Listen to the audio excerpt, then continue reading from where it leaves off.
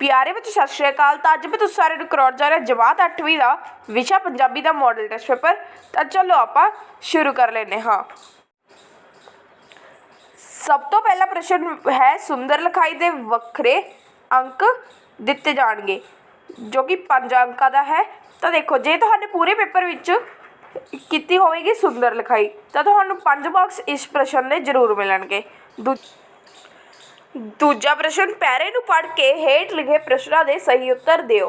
Vienna शहर विच एक एजा आदमकद बुत बनिया होया है जो वेखण वाले अंदर हैरान करन वालियां भावनावां पैदा करता है। एजा इसलिए है क्योंकि इस बुत दे 2 नहीं 4 हत्थ हन अते चौहां विच हाकी स्टिकां हन। यह बुत है विश्व प्रसिद्ध हाकी खिडारी ध्यानचंद का जिस नूं एक खेड देवता बना के उसकी खेड कला का सत्कार दिता गया है। ध्यानचंद के जन्म दिन 29 अगस्त नूं समुचे देश विच खेड दिवस वजों मनाया जाता है। यह महान खिडारी छोटे जिहे शहर विचों झांसी दियां टोक गलियां विचों अपने संगिया साथियां नाल खेडदा होया वड्डा होया। उसका पिता फौज विच हौलदार सी। शायद इस करके ध्यानचंद भी 1921 विच जदों ओह 16 कुछ वरियां दा सी फौज विच भर्ती हो गया अते हाकी खेडनी शुरू कर दिती। पहला प्रश्न वियना शहर विच किसदा आदमकद बुत बनिया होया है। तो इसका उत्तर ईडी ध्यानचंद दा। दूजा प्रश्न यह आदमकद बुत देखण वालियां अंदर हैरान करन वाली भावनावां पैदा करता है क्योंकि। तो इसका उत्तर ईडी इस बुत दे 2 नहीं 4 हत्थ हन। तीजा प्रश्न ध्यानचंद का जन्म कदों होया। तो इसका उत्तर है 19 अगस्त। चौथा प्रश्न ध्यानचंद के पिता जी का नाम पिता जी का की कारोबार सी। तो इसका उत्तर है फौज विच हौलदार सी। पांचवा प्रश्न ध्यानचंद का बचपन कित्थे बीत्या। तो इसका उत्तर है झांसी विच। तीजा प्रश्न पैरे नूं पढ़ के हेठ लिखे प्रश्नों के सही उत्तर दिओ। रविंद्रनाथ टैगोर का जन्म 7 मई 1861 ईस्वी नूं कोलकाता विखे होया। उन्हां दे माता पिता बहुत अमीर सन। टैगोर के पिता देवेंद्रनाथ एक वड्डे व्यापारी सन। टैगोर का पालन पोषण राजकुमारां की तरह होया। उन्हां दा घर राज महल वर्गा सी जिस विच टैगोर का बचपन बीत्या। टैगोर के 13 भैन भरा उन्हां तो वड्डे सन। इस महल वर्गे घर विच ओह सारे रल मिल के खेडदे।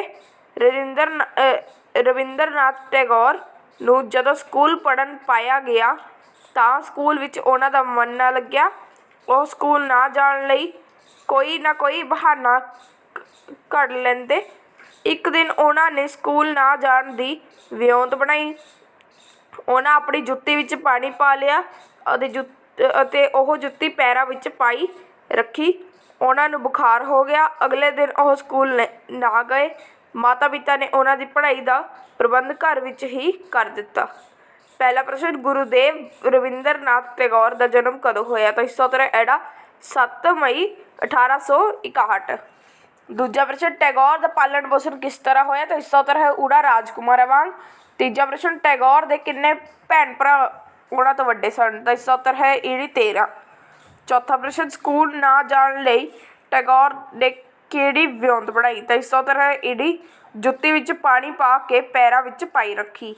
पांचवा प्रश्न टैगोर के पिता एक बहुत वड्डे डैश सन। तो इसका उत्तर है ईडी व्यापारी। चौथा प्रश्न वस्तु निषद प्रश्न। पहला प्रश्न है मोहन सिंह ने मुंडे का विआह बड़ी धूमधाम नाल कीता। वाक विच आम नाम चुनो। तो इसका उत्तर है उड़ा मुंडे। दूजा प्रश्न खिडारी शब्द का लिंग बदलो। तो इसका उत्तर है ईडी खिडारन। तीजा प्रश्न क्रिया किन्ने प्रकार की हुंदी है। तो इसका उत्तर है एड़ा 2। चौथा प्रश्न विस्मिक किन्ने प्रकार का हुंदा है। तो इसका उत्तर है उड़ा 9। अगे है पांचवा प्रश्न सही गलत दसो। संबंधक पूर्ण और अपूर्ण 2 प्रकार के हुंदे हन। गलत। दूजा मैं रातों रात दिल्ली गया।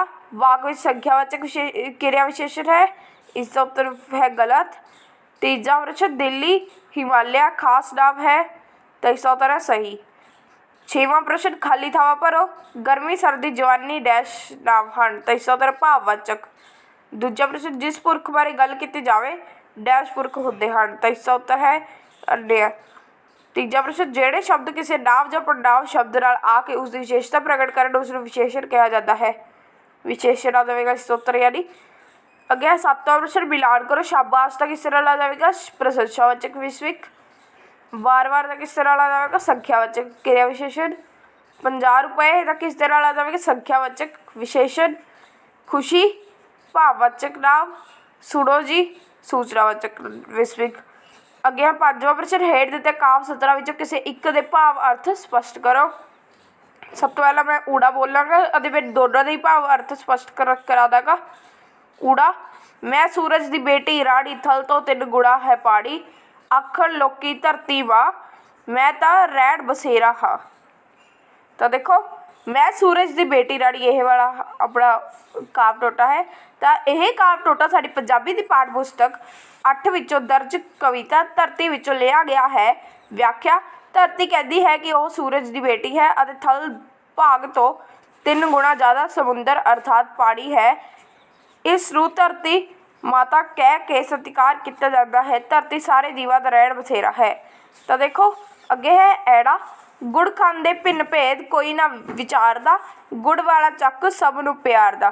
तो देखो इसका सब तो पहला प्रसंग यह काव्य टोटा साडी पंजाबी पाठ पुस्तक 8 विचों पिंड दी कुल्हाड़ी कविता विचों लिया गया है। कवि इस विच कुल्हाड़ी की व्याख्या करता है। तो व्याख्या है गुड़ खांदिया कोई इस प्रकार के भिन्न भेद की गल नहीं करता। हर एक नूं गुड़ वाला चक बहुत ही प्यारा है। अगे है प्रश्न नंबर 6 हेठ दिते गए प्रश्नों विचों किसी 4 प्रश्नों के उत्तर दिओ। तो मैं सारिਆਂ ਦੇ देवांगा। पहला प्रश्न मੱਝ ਦਾ ਕੱਟਾ किहो ਜਿਹਾ ਹੁੰਦਾ है। तो इस तो उत्तर मੱਝ ਦਾ ਕੱਟਾ 5 कलियाणा सी। उसका रंग साह काला सी पर उसके खुरा वल्लों लत्तां दा कुछ हिस्सा चिट्टा सी। उसके मत्थे ते फुੱਲ सी। इस तरह वह बहुत सुंदर सी।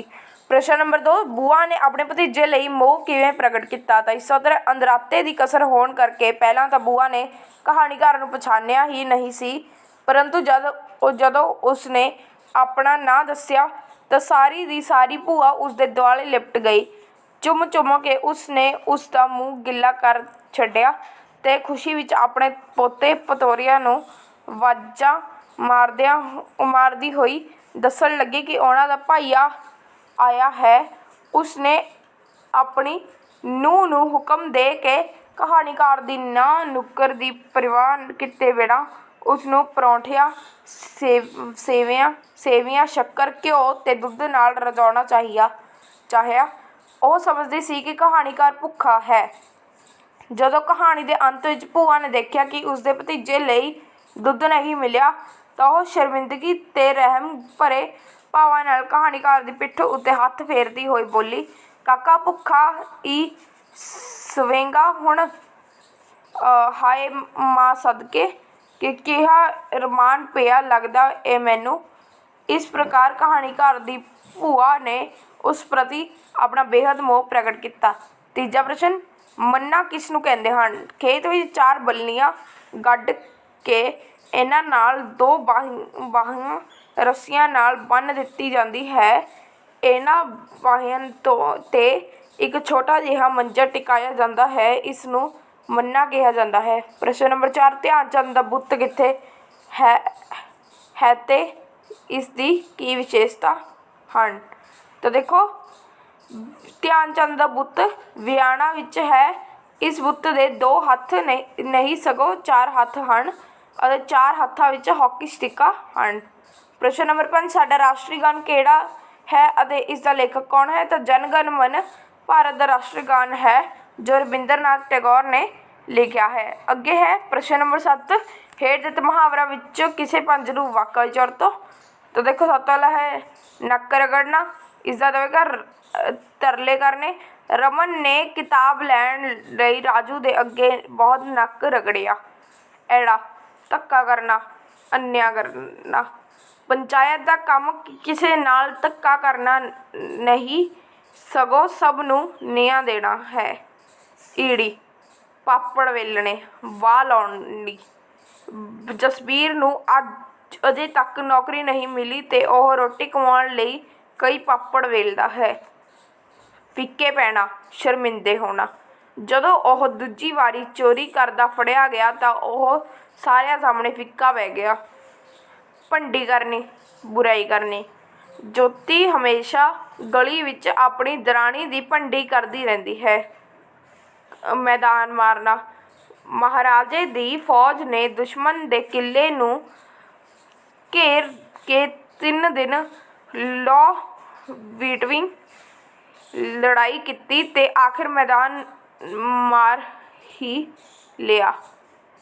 ਮੱਖਣ ਵਿੱਚ ਵਾਲ ਵਾਂਗੂ ਕੱਢਣਾ, ਆਸਾਨੀ ਨਾਲ ਦੂਰ ਕਰ ਦੇਣਾ। ਸਿਆਸੀ ਲੀਡਰ ਆਪਣੇ ਵਿਰੋਧੀਆਂ ਨੂੰ ਆਪਣੀ ਪਾਰਟੀ ਵਿੱਚ ਮੱਖਣ ਵਿੱਚੋਂ ਵਾਲ ਵਾਂਗੂ ਕੱਢ ਦਿੰਦੇ ਹਨ। ਰਫੂ ਚੱਕਰ ਹੋ ਜਾਣਾ, ਦੌੜ ਜਾਣਾ। ਜੇਬ ਕਤਰਾ, ਉਸ ਦੀ ਜੇਬ ਕੱਟ ਕੇ ਰਫੂ ਚੱਕਰ ਹੋ ਗਿਆ। ਪ੍ਰਸ਼ਨ ਨੰਬਰ 8, ਹੇਠ ਦਿੱਤੇ ਵਿਸ਼ਿਆਂ ਵਿੱਚੋਂ ਕਿਸੇ ਇੱਕ ਵਿਸ਼ੇ 'ਤੇ ਲੇਖ ਲਿਖੋ। ਤਾਂ ਜੋ ਵਿਸ਼ੇ ਦਿੱਤੇ ਗਏ ਹਨ ਉਹ ਹਨ ਸ਼੍ਰੀ ਗੁਰੂ ਨਾਨਕ ਦੇਵ ਜੀ, ਅਖੀਰਲਾ ਮੈਚ, ਦੀਵਾਲੀ, ਟੈਲੀਵਿਜ਼ਨ ਦੇ ਲਾਭ ਹਾਨੀਆਂ, 26 ਜਨਵਰੀ। ਤਾਂ ਇਹ ਜੋ ਵਿਸ਼ੇ ਜੇ ਮੈਂ ਇਸ ਵੀਡੀਓ ਦੇ ਵਿੱਚ ਕਰਾ ਦੇਵਾਂਗਾ ਤਾਂ ਇਹ ਵੀਡੀਓ ਲੰਬੀ ਹੋ ਜਾਵੇਗੀ, ਤਾਂ ਇਸ ਲਈ ਮੈਂ ਇਹਨਾਂ ਦੀ ਅਲੱਗ ਵੀਡੀਓ ਬਣਾ ਦੇਵਾਂਗਾ। 9ਵੇਂ ਪ੍ਰਸ਼ਨ ਦੇ ਵਿੱਚ ਲੈਟਰਸ ਹਨ 2, ਇਹਨਾਂ ਦੀ ਵੀ ਅਲੱਗ ਵੀਡੀਓ ਬਣਾ ਦੇਵਾਂਗਾ। ਅੱਗੇ ਆਪਾਂ ਕਰਦੇ ਹਾਂ 10ਵਾਂ ਪ੍ਰਸ਼ਨ। ਹੇਠ ਦਿੱਤੇ ਡੱਬੇ ਵਿੱਚ 8 ਸਾਰਥਕ ਸ਼ਬਦ ਚੁਣ ਕੇ ਲਿਖੋ। ਤਾਂ ਦੇਖੋ, ਸਭ ਤੋਂ ਪਹਿਲਾ ਹੈ ਪਿਆਰ, ਦੂਜਾ ਹੈ ਕੁਰਸੀ, ਤੀਜਾ ਹੈ ਪਹਿਲਾਂ, ਚੌਥਾ ਹੈ ਦਾਗ, 5ਵਾਂ ਹੈ ਸਾਪਣੀ, 6ਵਾਂ ਹੈ ਅਖਬਾਰ, 7ਵਾਂ ਹੈ ਪਰਾਲੀ, 8ਵਾਂ ਹੈ ਸਰਕਾਰੀ। 11ਵਾਂ ਪ੍ਰਸ਼ਨ, ਕਿਰਿਆ ਦੀ ਪਰਿਭਾਸ਼ਾ ਉਦਾਹਰਨਾਂ ਸਹਿਤ ਲਿਖੋ। ਵਿਸ਼ੇਸ਼ਣ ਕਿਸ ਨੂੰ ਆਖਦੇ ਹਨ, ਇਸ ਦੀਆਂ ਕਿਸਮਾਂ ਦੇ ਨਾਲ ਲਿਖੋ। ਸਭ ਤੋਂ ਪਹਿਲਾਂ ਮੈਂ ਕਿਰਿਆ ਦੀ ਪਰਿਭਾਸ਼ਾ ਲਿਖਦਾ। ਕਿਰਿਆ ਦੀ ਪਰਿਭਾਸ਼ਾ ਉਦਾਹਰਨਾਂ ਸਮੇਤ ਲਿਖੋ। ਜਿਹੜੇ ਸ਼ਬਦ ਕਿਸੇ ਕੰਮ ਦਾ ਹੋਣਾ, ਕਰਨਾ ਜਾਂ ਵਾਪਰਨਾ ਆਦਿ ਕਾਲ ਪ੍ਰਗਟ ਸਹਿਤ ਪ੍ਰਗਟ ਕਰਦੇ ਹਨ ਉਹ ਕਿਰਿਆ ਅਖਵਾਉਂਦੇ ਹਨ। ਜਿਵੇਂ ਉਹ ਗਿਆ, ਮੈਂ ਪੁਸਤਕ ਪੜ੍ਹੀ, ਚਪੜਾਸੀ ਨੇ ਘੰਟੀ ਵਜਾਈ, ਗੁਰਮੀਤ ਹਾਕੀ ਖੇਡਦਾ ਹੈ। ਪਹਿਲੇ ਵਾਕ ਵਿੱਚ ਗਿਆ ਹੈ, ਦੂਜੇ ਵਿੱਚ ਪੜ੍ਹੀ ਕਿਰਿਆਵਾਂ, ਤੀਜੇ ਵਿੱਚ ਵਜਾਈ ਤੇ ਚੌਥੇ ਵਿੱਚ ਖੇਡਦਾ ਹੈ। ਅੱਗੇ ਹੈ ਪ੍ਰਸ਼ਨ ਅਗਲਾ ਜੋ ਹੈ, ਵਿਸ਼ੇਸ਼ਣ ਕੀ ਹੁੰਦਾ ਹੈ, ਇਸ ਦੀਆਂ ਕਿੰਨੀਆਂ ਕਿਸਮਾਂ ਹੁੰਦੀਆਂ ਹਨ, ਉਦਾਹਰਨਾਂ ਸਹਿਤ ਦਿਓ। ਤਾਂ ਦੇਖੋ, ਉਹ ਸ਼ਬਦ ਜੋ ਕਿਸੇ ਨਾਂਵ ਜਾਂ ਪੜਨਾਂਵ ਦੇ ਗੁਣ, ਔਗੁਣ, ਵਿਸ਼ੇਸ਼ਤਾ, ਗਿਣਤੀ ਮਿਣਤੀ ਦੱਸਣ ਉਹਨਾਂ ਨੂੰ ਵਿਸ਼ੇਸ਼ਣ ਆਖਿਆ ਜਾਂਦਾ ਹੈ। ਜਿਵੇਂ ਕਾਲਾ, ਗੋਰਾ, ਚੰਗਾ, ਬੁਰਾ, 3, 4, 15, 20 ਆਦਿ। ਵਿਸ਼ੇਸ਼ਣ 5 ਪ੍ਰਕਾਰ ਦੇ ਹੁੰਦੇ ਹਨ। ਗੁਣਵਾਚਕ ਵਿਸ਼ੇਸ਼ਣ, ਸੰਖਿਆਕ ਵਿਸ਼ੇਸ਼ਣ, ਪਰਿਮਾਣਵਾਚਕ ਵਿਸ਼ੇਸ਼ਣ, ਨਿਸ਼ਚੈਵਾਚਕ ਵਿਸ਼ੇਸ਼ਣ, ਪੜਨਾਵੀ ਵਿਸ਼ੇਸ਼ਣ। ਤਾਂ ਅੱਜ ਦੀ ਵੀਡੀਓ ਲਈ ਇੰਨਾ ਹੀ। ਮੈਂ ਤੁਸੀਂ ਸਾਰਿਆਂ ਨੂੰ ਮਿਲੂੰਗਾ ਨੈਕਸਟ ਵੀਡੀਓ ਵਿੱਚ। ਇਸ ਵੀਡੀਓ ਨੂੰ ਪੂਰੀ ਦੇਖਣ ਦੇ ਲਈ ਧੰਨਵਾਦ।